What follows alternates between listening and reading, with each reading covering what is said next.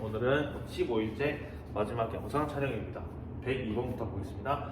102번은 전자협력에 관련한 내용이에요. 상을 형성하는 데 사용하는 빛의 한 파장보다 물체가 작다면 그것은 우리가 상을 형성할 수 없기 때문에 잘 볼 수 없습니다. 광학에 따르면 직전의 연습문제에서 물질파에 대해서 논의를 했고, 전자현미경으로 크기가 대략 1마이크로미터인 박테리아의 상을 형성하고 싶대요. 그럴 때 전자가 몇 볼트로 가속되어야 하는가라고 물어봤어요. 그래서 전자를 몇 볼트로 가속시켜서 에너지를 만들어서 걔를 쏴서 물질파로 만들어낸 다음에 그 파로 박테리아를 관찰할 수 있을까? 그래서 몇 볼트로 가속시켜야 될까에 대한 내용이 되겠습니다. 그 다음 문제는 지름이 약 1페르미인 양성자와 중성자를 또 조사를 해보자. 그때 전자의 에너지는 몇 메브인가? 라고 했어요. 일단 질문이 두 개네요. 첫 번째 질문은 뭘 물어봤냐면 전자를 몇 볼트로 가속시켜? 이렇게 하지 말고 뭘 보기 위해서? 박테리아를 보기 위해서.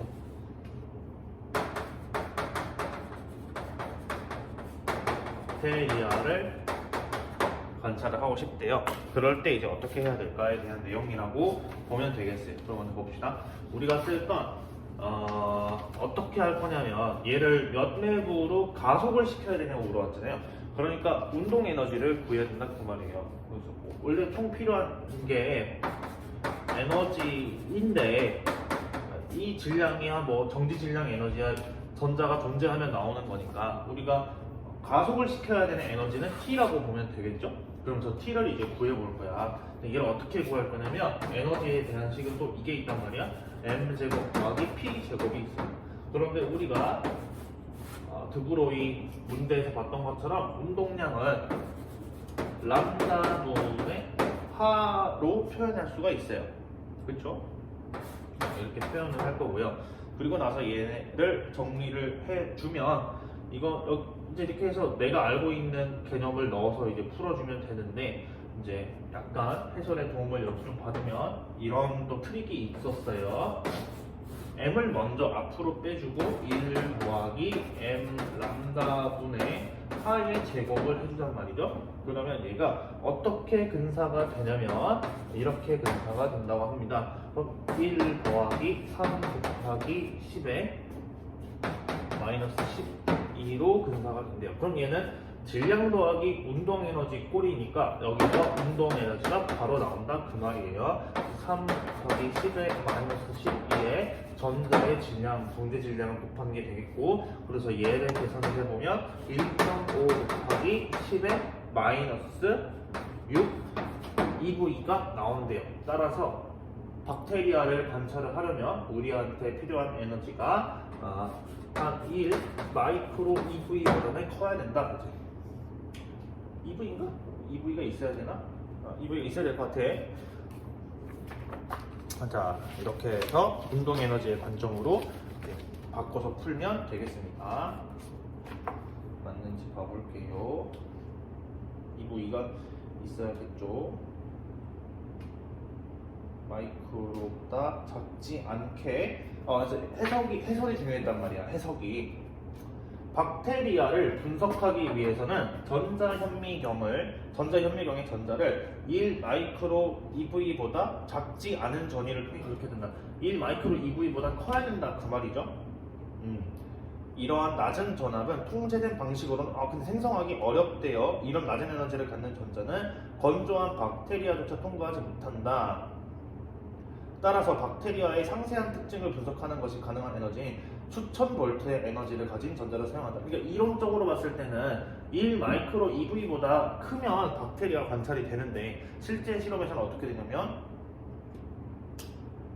이 전압은 통제된 방식으로 생성되기 어렵고 1번, 그 다음에 2번 이런 낮은 에너지를 갖는 전자는 건조한 박테리아를 통과하지 못한다고 해요. 그렇다고 합니다. 그러니까 일단 실제로는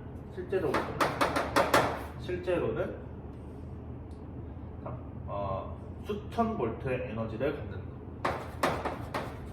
실제 관측에서는 실제 실험에서는 수천 볼트의 에너지 수천 볼트의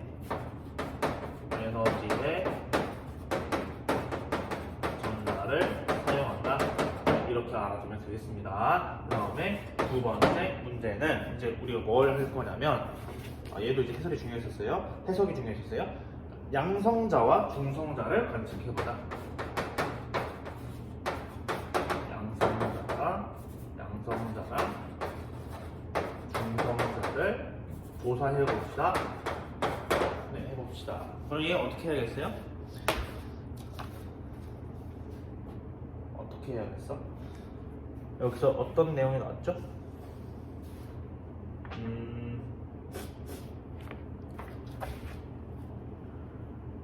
페르미가 10의 마이너스 15 미터인 양성자랑 중성자를 이제 가속시킨다고 했었고, 그러면 이제 여기서 내가 해야 되는 건 뭐야?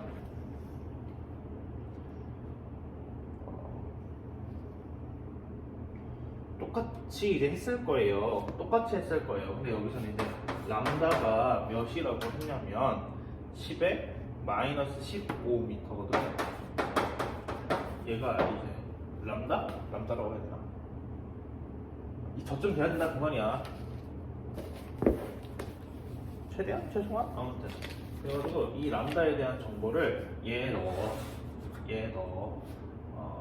그러면 얘가 또 이런 꼴로 정의가 될 건데요. 이때는 이제 저항이 이제 이런 식으로 또 근사가 될 수 있다고 해요. 저걸로 n분의 2를 구하면 똑같은 방법으로, 그러면 2.4 곱하기 10의 3제곱이 나오네요. 근데 이렇게 하자고. 양성자의 질량은 무시할 수 있으니까, 따라서 운동 에너지는 2.4 곱하기 10의 세제곱에 양성자의 질량 에너지니까 1개부를 넣어서 계산을 해주면 얘가 대략 10의 9제곱 EV. 오, 그렇대요. 그래서 대략 1개부가 나오네요. 네, 이런 식으로 아이디어만 좀 잘 특정해주면 될 것 같아요. 스토리가 이게 중요하잖아요. 박테리아나 양성자랑 중성자를 이제 관측을 해야 되는데, 관측이라고 하자. 관측을 해야 되는데, 그러면 이 크기보다 작거나 이 크기에 비슷한 이제 파장을 이제 조사를 시켜줘야 되는데, 잠깐만. 내가 저기에서 람다를 썼던 건 전자의 람다겠죠? 그쵸? 박테리아의 람다가 있고,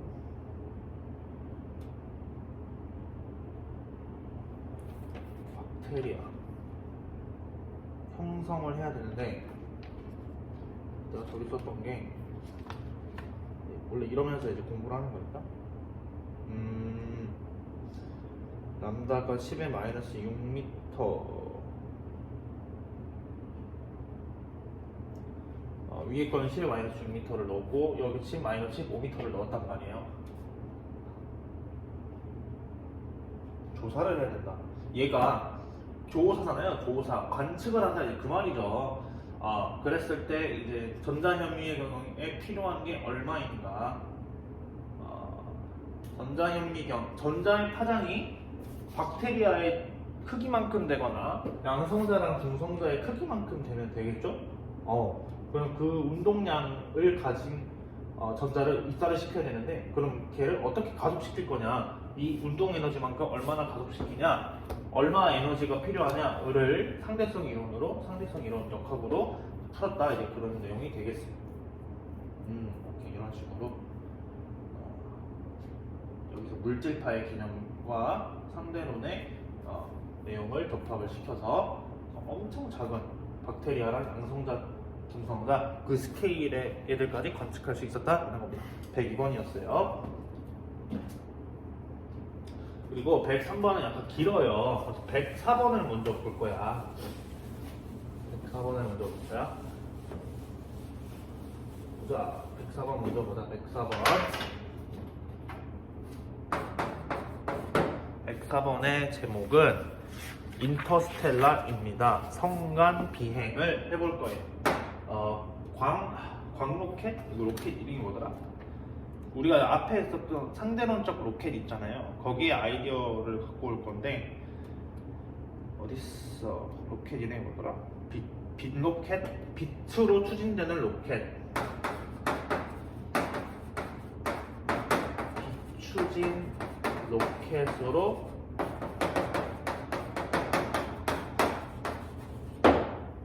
성간 비행을 하는 스토리를 한번 짜보도록 하겠습니다. 자, 보자고. 일단 그 빛으로 추진되는 그 내용을 하기 전에 58번에서 했던 내용을 잠깐 정리를 해보면 로켓이 있었는데요. 맨 초기 이 로켓이 M1인 애가 있고요. 나중 이제 로켓이 이제 속력을 낼 때 어떤 그림이 있냐면 얘가 이제 변경된 질량이 있을 거고 그 다음에 질량으로 빠져나간 연료의 질량이 있을 거란 말이에요. 그때 연료의 속도를 베타 EX 라고 해주고 얘는 탄젠트 하이퍼의 세타 EX라고 해주고 이 연료의 추진으로 로켓이 앞으로 나아갈 때의 속도를 d 베타라고 해주고 얘를 탄젠트 하이퍼의 로켓의 속도니까 d 세타라고 이렇게 세팅을 해주셨어요. 그랬을 때 나오는 우리의 결론이 뭐가 있었냐면 세타는 그러니까 로켓의 속도 매개 변수는 베타 EX 연료의 속도의 질량끼리는 어떤 관계였냐면 로그의 관계를 갖고 있었습니다. 식은 108번이었고요. 그리고 여기서 나올 수 있었던 두 번째 식이 뭐냐면 만약 비추진 로켓이라면 빛으로 추진되는 로켓이라면 로켓의 속도는 어차피 이제 여기 베타항에 이제 1만 들어가면 되는 거니까 그리고 실제로 증명하면 저렇게 나왔었고 로그의 첫 번째 질량분의 나름 질량분의 초기 질량 이런 식으로 나왔었어요. 이런 식으로 보면 굳이 쓸 필요는 없을 것 같고 이렇게 되는 게 58번에서 나왔던 로켓 문제였습니다. 우리 문제에서 이제 봐보자고요.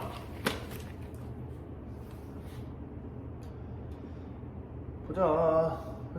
우리 문제에서 일단 나온 건 그래 비추진 로켓을 쓸 거다.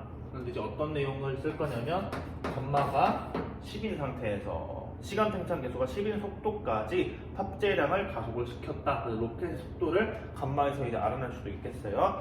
자 이렇게 했었고 태양에 대해 정지해 있다고 가정을 한 다음 동일한 속력으로 지구로 돌아온다. 왕복 여행에 수반되는 승객을 포함한 탑재량은 100톤이라고 나왔어요. 탑재에 필요한 저 질량을 몇 킬로그램이라고 했냐면 100톤 이래요. 그렇게 나왔습니다. 그래서 이걸 어떻게 해석할까?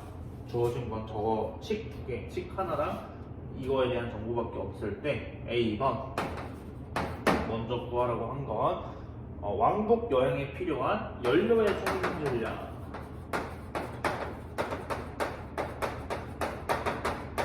질량을 구해버려.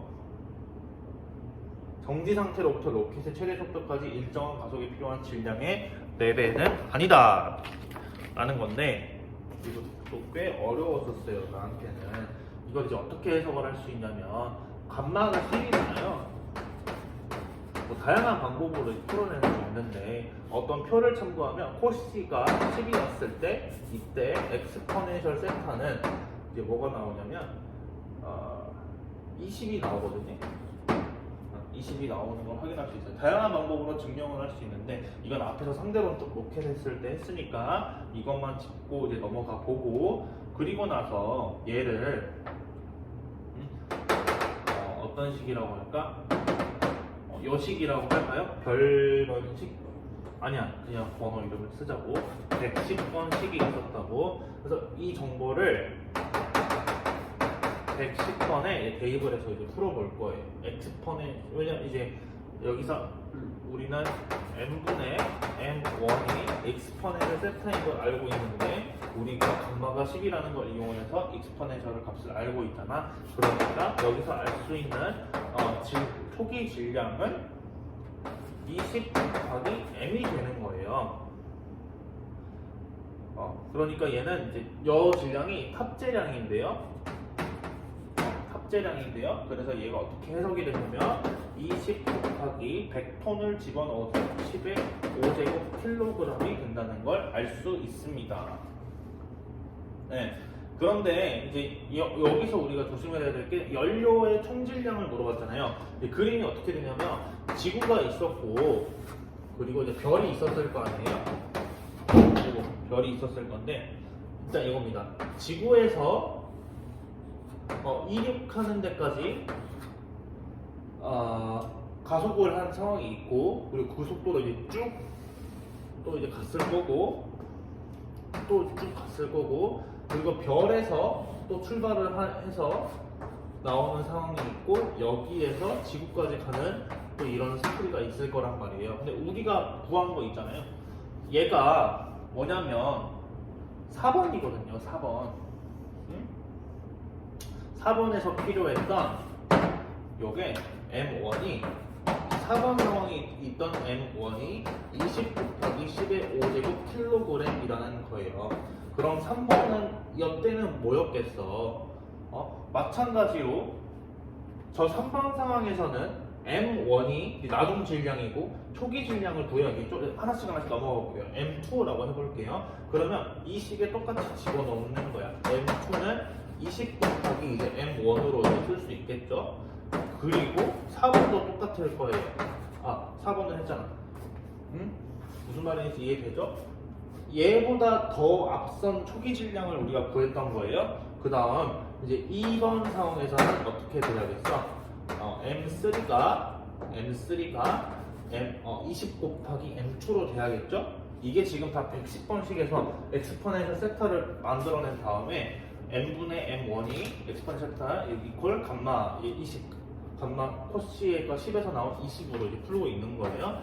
20 곱하기 이제 m2고 그리고 첫 번째 지구에서 이륙할 때까지 나왔던 이제 최종 m4는 20 곱하기 m3였겠지.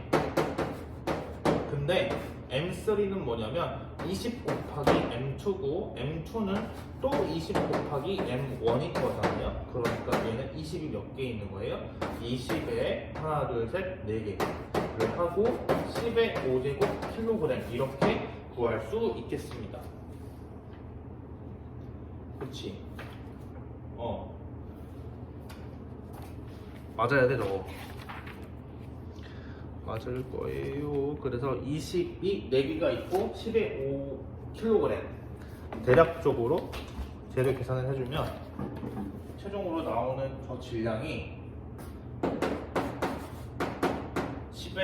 10승kg 정도 어마어마하게 들어간다는 걸 알아낼 수 있겠습니다. 얘가 이제 A번이었습니다. 포인트는 비추진 로켓 여기 식에서 세타가 ln n분의 m1이라는 걸 이용을 하고 저 세타는 감마에서 이렇게 끌어올 수가 있겠고요. 다양한 방법이 또 있어요. 여기서 이렇게 이걸 해오는 방법이. 그 다음에 얘를 여기까지 이제 쉬울 건데 단계가 4단계가 있었다는 거예요. 지구에서 이륙할 때까지 한 번, 그래서 여기서 성간으로 가는데 한 번, 별에서 지구까지 또 이륙하는데 걸리는 거 한 번, 또 여기 상황부터 지구까지 쭉 오는데 걸리는 거 4번. 네, 이렇게 해서 각각의 단계마다 저 110번에 응용된 식을 이용해서 최종 질량을 구했습니다. 정확히는 20의 4제곱에 10의 5제곱킬로그램이라는 겁니다. A번이었어요. B번으로 넘어가 볼 건데요. A번도 이렇게 알아두고 B번으로 넘어가 보겠습니다. B번은 뭘 물어봤나요? B번은 우주 비행사가 살아있는 동안에 왕복할 수 있는 가장 멀리 떨어진 별까지의 거리. 이 사람의 수명을 100년이라고 해보게. 그러면 100년이 가는데 50년이라 오는데 50년이 걸리면 되지 않겠어요?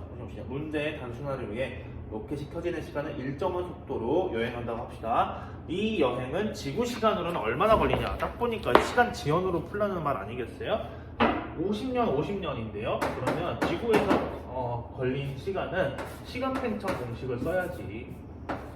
근데 감마가 10이었고 타오가 이제 50년이잖아요. 그러니까 우리 입장에서 보면 왔다가 따라서 왕복 시간은 왔다 갔다니까 1000년이 돼야겠죠. 그러겠죠. 그렇다 그 말이야. 1000년이 완료. 끝났잖아요. 그렇죠?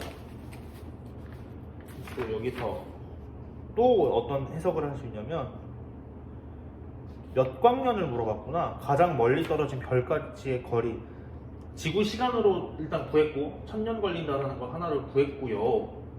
그쵸? 50년 했으니까. 그 다음에 또 우리가 또 해석해 볼 수 있는 건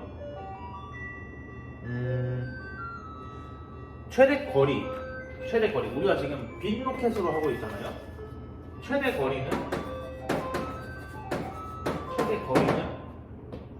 속도 곱하기 시간을 써. 얘의 속도는 몇이었어요? 얘의 속도는 로켓의 속도를 c라고 하자고, c에 가깝다고 하자고.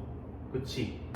그리고 500년 동안 가니까 그럼 여기서 이제 뭐가 나오냐면 최대로 갈 수 있는 거리는 500광년이라는 이런 해석이 나왔습니다. 참고하면 되겠어요. 자, 그리고 C번도 보도록 하겠습니다.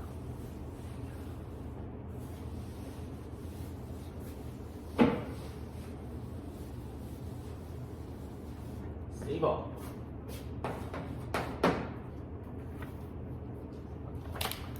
C번. 성간 밀도가 1세제곱cm당 수소 원자가 1개 있었다. 1세제곱cm당 수소 원자 1개. 이런 밀도가 있다고 가정을 하자고. 최대 속력으로 움직이는 로켓 기준틀 안에서 이 원자의 운동 에너지를 구해보세요. 첫 번째 문제. 이 원자의 운동 에너지를 구해보세요. 최대 속력으로 움직이는 로켓 기준틀 안에서 이 원자의 운동 에너지. 로켓 기준틀 안에. 그러니까 로켓이 이동을 하고 있었을 거고 우주에 이 정도 밀도만큼 수소 원자들이 이제 분포해 있었을 건데 로켓 입장에서 보면 로켓 기준틀에서 보면 로켓이 정지해 있고 이 원자들이 자기한테 오는 상황이잖아요. 그랬을 때 이 애들의 운동 에너지를 로켓의 입장에서 구해보라 그 말이에요. 그러니까 만약 실험실 기준틀, 지구 기준틀에서 보면 얘네는 정지해 있을 거지만 로켓 기준틀에서 보면 저 원자들이 자기한테 이제 오고 있는 상황이다. 이제 그 상황을 분석해봐라. 이제 그 말로 보면 되겠습니다. 그렇죠. 그러면 일단 이렇게 해보세요. 에너지를 먼저 구해봐. 로켓이 10으로 움직이고 있으니까 원자들도 자기한테 감마가 10인 걸로 반대쪽으로 오고 있는 상황일 거잖아요. 그쵸? 근데 우리한테 구하라고 한 건 운동 에너지이기 때문에 이 빼기 전체 총 에너지에서 정지 질량을 빼면 되잖아요. 그러니까 얘는 근데 이제 원자의 질량이라고 해봤자 어차피 얘 스케일에 비하면 굉장히 작아요. 어쨌든 10m 빼기 9m을 해. 그러면 그냥 해. 그냥 합시다. 10m 빼기 m을 하면 9m이 되겠어요. 근데 수소 원자의 질량이 거의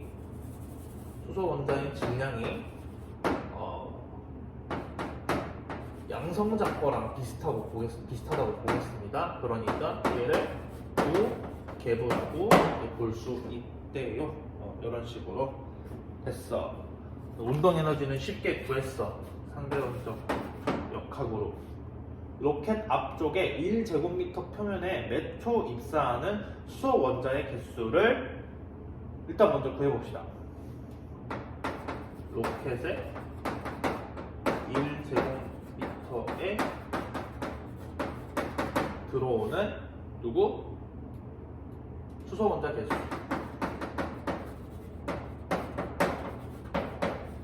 얘를 어떻게 구할까? 해보자. 일단 얘를 하기 위해서 저 1세제곱센티미터가요. 쟤를 해석을 잘해야 되는데 여기 봐. 가로 세로 높이 다 1cm고 여기 안에 원자가 이렇게 하나 있었던 거잖아. 근데 그리고 여기 상황에서 로켓이 이제 이렇게 오고 있었던 건데 얘를 바꿔 인버스를 해봐. 그러면 어떻게 되냐면 로켓이 정지해 있고 원자들이 오고 있는 상황인데 그러면 로켓 입장에서는 저 센티미터가 어떻게 보이겠어요?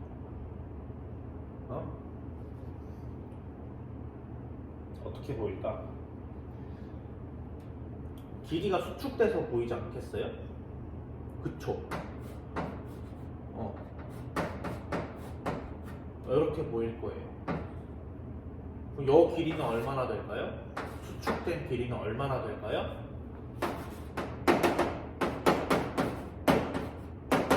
감마는 10이고 얘가 1이니까 0.1cm잖아. 0.1cm. 근데 우리한테 그러면 밀도도 달라지는 거야.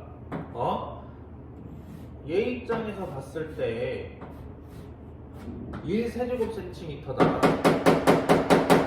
얼마나 있겠어요?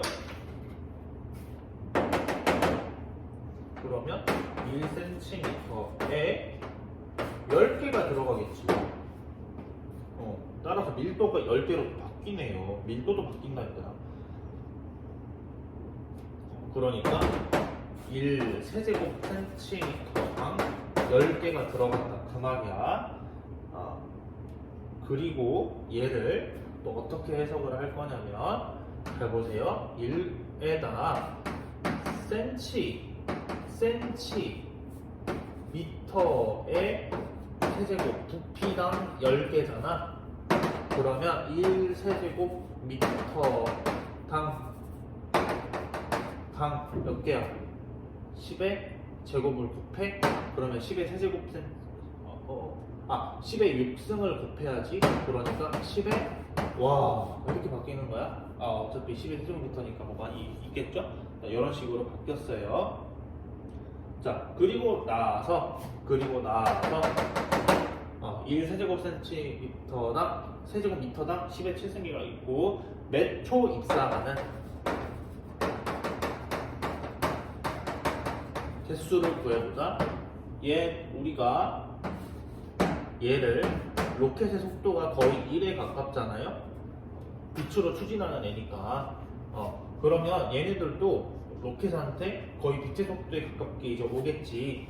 그러니까 우리가 여기서 어떻게 할 거냐면 1제곱미터에 들어오는 3 곱하기 이제 그 빛의 속도를 여기에 대입을 시켜줘. 그럼 얘가 이제 어떤 단위가 나오냐면 10 곱하기 10의 8승에 미터의 세제곱미터 세크가 나와요. 그렇죠? 근데 1초당 지금 이 세제곱미터 안에 10의 7승계가 들어있잖아. 그러니까 여기에 10의 7승계를 하고 지금 개수니까 개 이렇게. 그래서 1초당 3 곱하기 10의 15승계의 입자가 로켓의 1제곱미터에 부딪힌다. 저런 식으로 해석을 하면 되겠습니다. 자, 그래서 얘를 해석을 하는 거 좀 해볼까? 어떻게 더 해석을 할 수 있을까? 얘를 봅시다.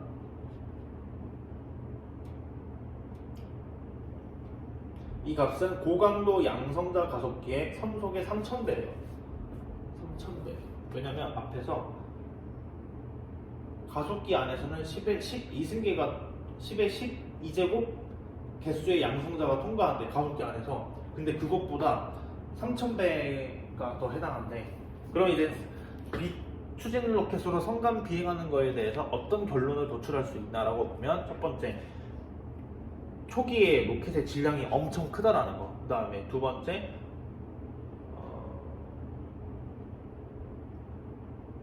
질량이 엄청 커야 된다는 거.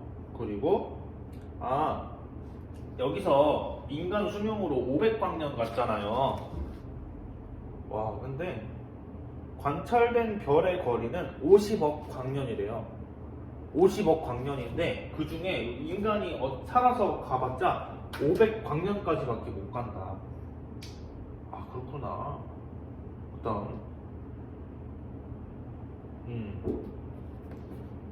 양성자의 몇 배라고? 3000배라고? 양성자 가속기의 플럭스의 3000배잖아요. 가속기에서 일하는 작업자가 양성자 하나의 에너지 이거가 10개분짜리 버티려고 3에서 4m 두께의 철근 콘크리트 차폐물을 이용하는데 그거의 3000배니까 콘크리트 차폐물에 콘크리트 바르는 것도 엄청 두꺼워야겠네. 로켓 만들기도 이제 힘들다 그 말이야. 그래서 이제 이상적인 상황인데도 이렇게 조금 약간 인간의 기술이랑 이제 시간적으로나 질량으로나 로켓의 재료나 이제 그런 쪽으로 봤을 때 약간 이제 어려운 점이 많다라는 거예요. 그래서 일단 104번까지 봐봤고 30분이 흘렀네요. 103번으로 넘어가 보도록 할 거예요.